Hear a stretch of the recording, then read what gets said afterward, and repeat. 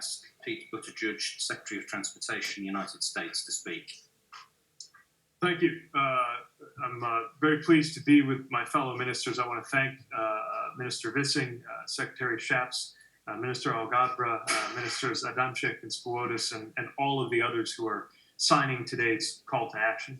I want to thank the staff at ITF and our own from the department working so tirelessly to help to bring this together. And a special thanks to the Ministry of Ukraine, to our colleague, Minister Kubrakov, for the work that you are doing to maintain critical infrastructure, to innovate and find ways to keep your nation's supply chain functioning, and for your clear and compelling communication with your global counterparts, helping us to find ways to be supportive.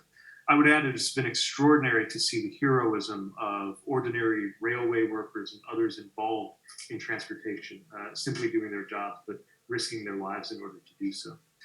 We are here today to express our unequivocal support for the people and the democratically elected government of Ukraine in the face of Russia's brutal, unprovoked war of aggression.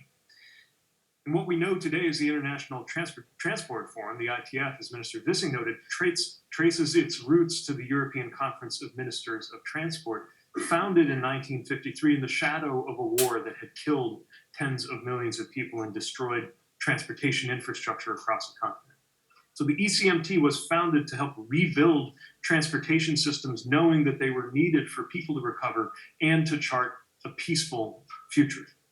And now this year's forum comes at a time when Russia's brutal and unprovoked war in Ukraine has killed thousands and displaced millions.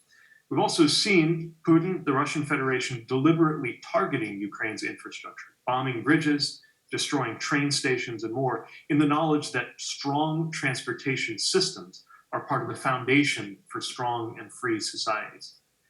This war is anathema to the founding principles, values, and ideals of the ITF, and it violates the trust that has been built among countries, threatening the spirit of international cooperation that has underpinned the past half-century. The American people and Congress are united and unequivocal in condemnation of Russia's actions, as well as in our support for the sovereign people of Ukraine. The U.S. has worked to target Russia's economy, isolate it from international institutions, and provide defensive military equipment to Ukraine, from anti-air and anti-armor systems to ammunition. As of early May, the U.S. Agency for International Development and the State Department have already programmed $1 billion in supplemental humanitarian assistance funds, of which $688 million provided for Ukraine and neighboring countries, with new spending occurring on a continuing rolling basis. And we have a new legislative proposal to provide more immediate support to the people and government of Ukraine.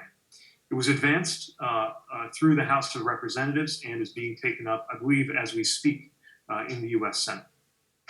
For our part, our department has worked to close airspace to Russian aircraft across 14 time zones from the Bering Strait to the Barents Sea. We have halted imports of Russian energy to the U.S., imposed sanctions on hundreds of Russian officials, yachts, mansions, and private jets of Russian oligarchs in the work of our colleagues at the Treasury Department.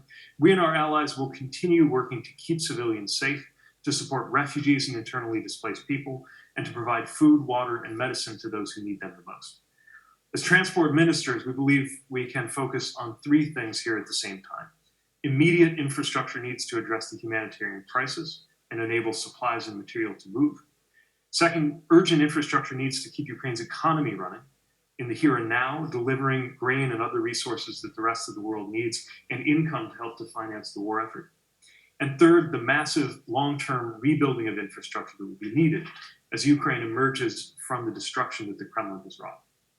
In the aftermath of the Second World War, everyone understood that transportation infrastructure was vital for the safe movement of people, the delivery of humanitarian necessities, and the creation of an international community committed to peace and cooperation. And we know that when Putin's war ends, we will be standing with our partners, our friends, and the ITF to support Ukraine in that recovery and in that rebuilding toward a better day.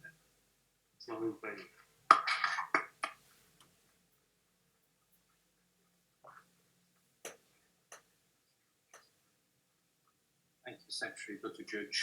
And next, Andrzej Bittel, Secretary of State in the Ministry of Infrastructure, Poland.